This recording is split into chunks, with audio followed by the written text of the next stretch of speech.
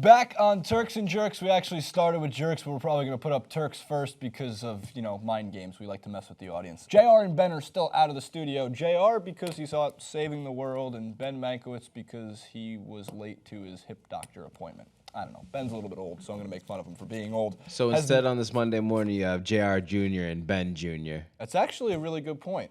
I'm obviously JR Jr. in this situation. Right, and I'm Young Mank, of course. Right. Yes, Jacorious Mankiewicz III. Right. It's been running in the family. Everyone knows this. Yes. We have some fun Turks for you this week. We did our jerk segment, as I mentioned before, and again, we're going to talk about Aqib Talib, because I know Jacorious wants to talk a little bit about why he's the best of the week. Obviously, Harry Douglas, you'll hear a lot about as the worst of the week. Absolutely. So Aqib Talib, normally the bad guy in every situation, finally gets his chance to use his powers for good. So after the second cheap shot from this dude, he goes to the sidelines with him and just starts fucking him up. Starts grabbing him in the helmet, just trying to take it off and actually throw hands with this guy. And I respect it. It's already a grimy sport. It's football. It's hard hitting. It's smash mouth football. They call it smash mouth gridiron. Like, it's a rough sport.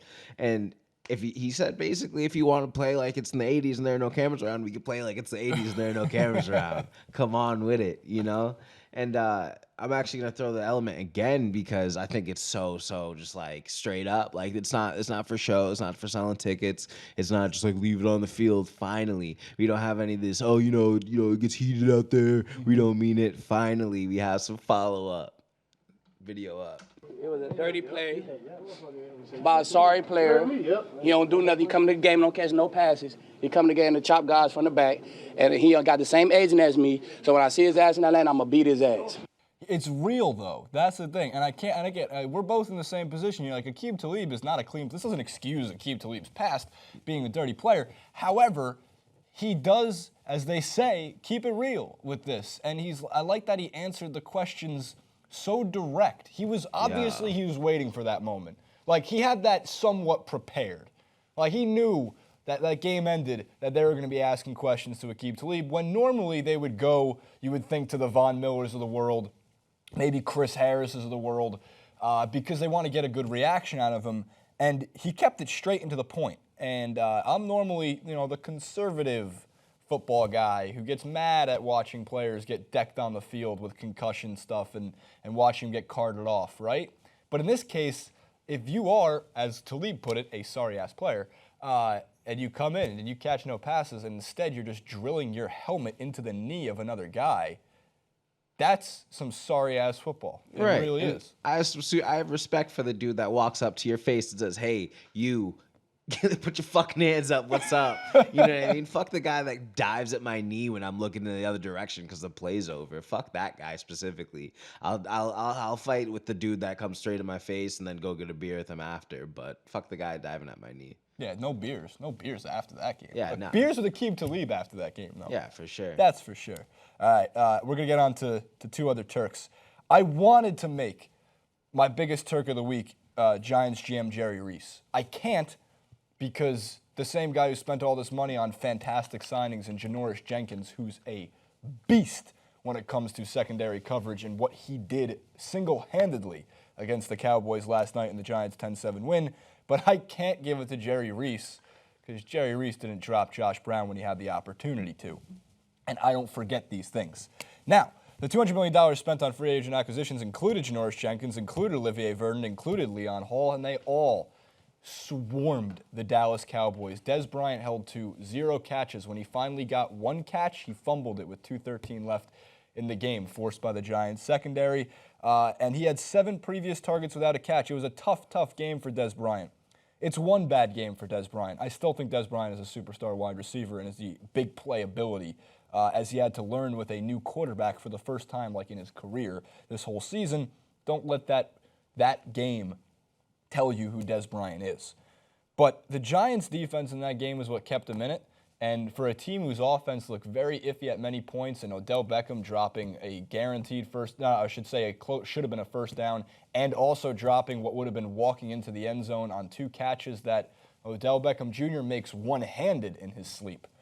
The same guy who's doing pregame warm-ups with one-handed grabs for the fans every single game. Couldn't get two hands on a ball that was coming to him, but he made up for it with a 61-yard touchdown run where he really is a special, special talent, man. He also is he's caught the most touchdown passes from Eli Manning. This is third year in the league. 34 touchdowns to Odell Beckham, or 35 touchdowns to Odell Beckham Jr. Manning's been playing, doesn't get injured, been stuck with the guy for 15 years, and he's still throwing to Odell. Giants win that game. Cowboys have 2 losses this year. I remember a time when the Giants season was defined by if we beat the Cowboys twice, we can go 2-14, and it was a damn good season. Now, we're in the driver's seat for a wild card playoff spot. We've gotten the better of Dallas twice. We've gotten the better of the best team, or one of the 3 best teams, in week 14. Because when we played the first week of the season, this wasn't the same Cowboys. We were playing a rookie quarterback in his first game and a rookie running back in his first game. Fast forward 14 weeks, and we're looking at 2 MVP candidates that we stopped. So that's awesome. Very proud of the New York Giants and how they played football last night, especially defense. But my Turk of the Week, Jacori, well, that belongs to a Matthew who played in the Bears versus Lions game, and it's not Matt Stafford. And, Matt Barkley? He's not on the ground. Matt Barkley? Turk of the Week? Barkley. Yeah, Matt Barkley. I feel for the guy, right? Jay Cutler has been the front of so much criticism from Bears fans and from sports media. He might be the most criticized quarterback in NFL, I can't say history, but at least my generation of watching the NFL. However, Matt Stafford's playing like an MVP. I get that. He's going to get probably a couple MVP votes. But while Matt Stafford still led that game-winning drive to secure the win, it's his 8th fourth-quarter winning drive this season. It's a record. No one's ever done that before on the hands of Matt Stafford. It's remarkable how they're pulling out games. But at one point, he also threw the pick 6 that led to the Bears retaking the lead. And one of them got deflected in the end zone on a deflected passes should be counted as half an interception.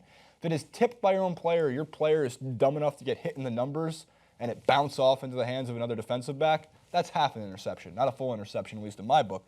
So the tip pass, I'm not calling against Matt Stafford. The pick 6, I am.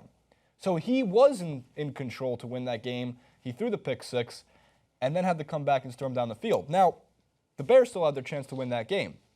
And 2 very big jerk-worthy candidates belong to the Bears' offensive line. But Matt Barkley finds the receiver Meredith and takes it down to the Lions' 15-yard line from the 50, which would have put him in field goal range to tie the game. But, holding, number 72, Charles Leno. Bring it back, right? Couple plays later, Barkley to Braverman for a first down and field goal range. But. Bring it back. Number 62, Ted Larson. 2 holding calls. Ben Manx says it all the time. J.R. Jackson says it all the time. John Madden was the one who actually said it on broadcast. If you look close enough, there's holding on every single play. It's just football. It's a weird rule. And how blatant that holding is. The fact that it happened twice makes them jerk-worthy candidates, but it also kept Matt Barkley from what would have been his second game-winning drive, or at least fourth-quarter tying drive.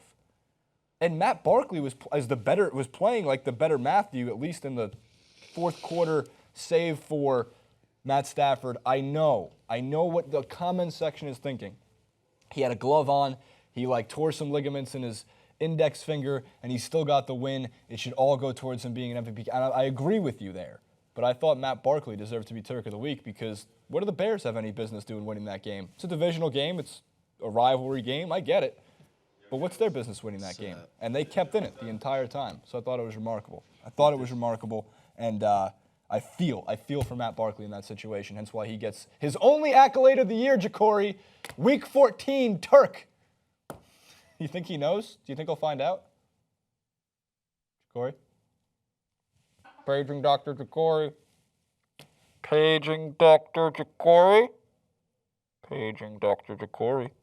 Yeah, sorry, I had some assholes in the control room for a What's sec. up, Had to get Jacori? them out. Just getting distracted by assholes. Look at those blurry people in the background. Yeah, just blurry people just getting here, blurring it out. You ever hear the Sorry. Mitch Hedberg joke? Huh. Bigfoot's real. He's just blurry. Yeah, he's just super blurry. Same with Nessie. She's real as shit, but just blurry. He's blurry. Matt Barkley, Turk of the Week. I think he'll find out, and maybe he'll be so generous he'd come on and be my guest on Turks and Jerks next week following his game, Because JR and Ben don't want to be here.